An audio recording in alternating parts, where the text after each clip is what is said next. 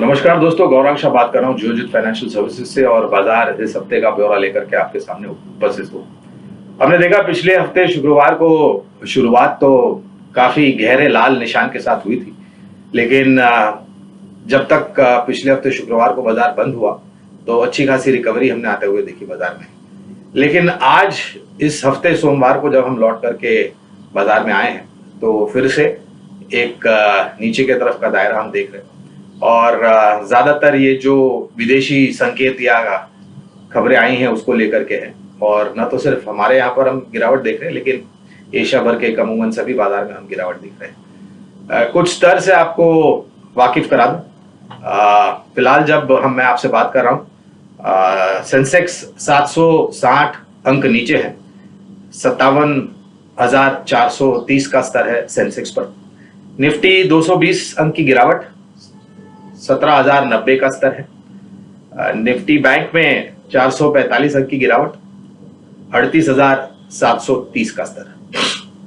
दूसरी तरफ अगर हम मुद्रा बाजार में देखें तो सबसे कमजोर स्तर रुपया का जो नहीं देखा था वो हम देख रहे हैं, 82.38 ये स्तर है रुपये का डॉलर के मुकाबले, $1 के मुकाबले। और कच्चा तेल ऊर्जा बाजार 5 हफ्तों के सर्वोच्चम स्तर देखने के बाद आज थोड़ी बहुत गिरावट हम देख रहे हैं। स्तर आपको दिखा देता हूं, $57 प्रति बैरल है ब्रेंट, और 91.80 प्रति बैरल का दाम है नाइमेक्स का। और ये इसलिए हुआ है क्योंकि पिछले हफ्ते ओपेक प्लस देशों ने 20 लाख बैरल प्रति दिन का कटौती की घोषणा की है। शुरुआत इसकी नवंबर 2022 से हुई और इसको लेकर के हमने देखा है कि इस तरीके का ऊपर का स्तर हम देख रहे हैं। तकल्लुफ यह है दोस्तों कि बाकी अन्य जो देश कच्चा तेल उत्पादन करते हैं वहां पर किसी न किसी तरह का प्रतिबंध लगा हुआ है। रशिया में यूक्रेन को लेकर के है प्रतिबंध, ईरान में न्यूक्लियर डील को लेकर के प्रतिबंध है, और वेनेजुएला में अर्थव्यवस्था को लेकर के कुछ दिक्कतें।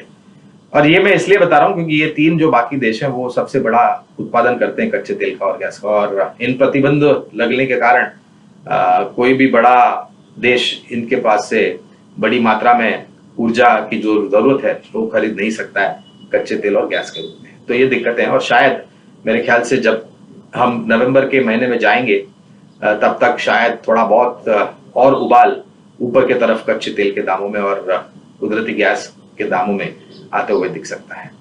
लेकिन हमारे यहाँ पर अगर मैं बात करूं तो आज से मेरे ख्याल से शुरुआत हो जाएगी दूसरी तिमाही के नतीजे इस वित्तीय वर्ष के आने के, और शुरुआत TCS से होगी। बाजार बंद होने के पश्चात आज नतीजे आएंगे और उसके पश्चात बाकी अन्य कंपनियों के काफी समय तक हमें दूसरी तिमाही के नतीजे आके हुए दिखेंगे। और हमें लग रहा है जियोजित में कि अगर ये दूसरी तिमाही के नतीजे जो उम्मीद है उससे बेहतर रहे, या फिर जो जिन क्षेत्रों के ऊपर खराब प्रदर्शन की उम्मीद है अगर वो इतने खराब नहीं रहे तो शायद कुछ हद तक दशा और दिशा हमारे बाजार को मिल सकती है। लेकिन संकेत अगर वैश्विक खबरें बुरी आती हैं तो हमें भी उसका सामना उसी तरीके से करना पड़ेगा। अगर आपको ये भी याद होगा दोस्तों कि हमने पिछली बार जब आपसे मिले थे तो हमने एक ब्यौरा बताया था कि बाजार एक तरीके के दायरे में कामकाज कर रहा है। नीचे की तरफ 17,000, 17,300, ऊपर की तरफ 17,800 और 18,000, ये हमने बात की थी। और फिलहाल जो स्तर चल रहा है वो नीचे के तरफ के करीब के स्तर है। और अक्सर जिस तरीके जब भी बाजार इस तरीके से गिरता है तो हम निवेश लायक रणनीति की बात करते हैं। हम आपको बोलते हैं कि आप अपना जो पूंजी है बचत की गई हुई उसको ज्यादा से ज्यादा शेयर बाजार की तरफ लेके आइए और अच्छी और सक्षम मजबूत कंपनियों में निवेश करें।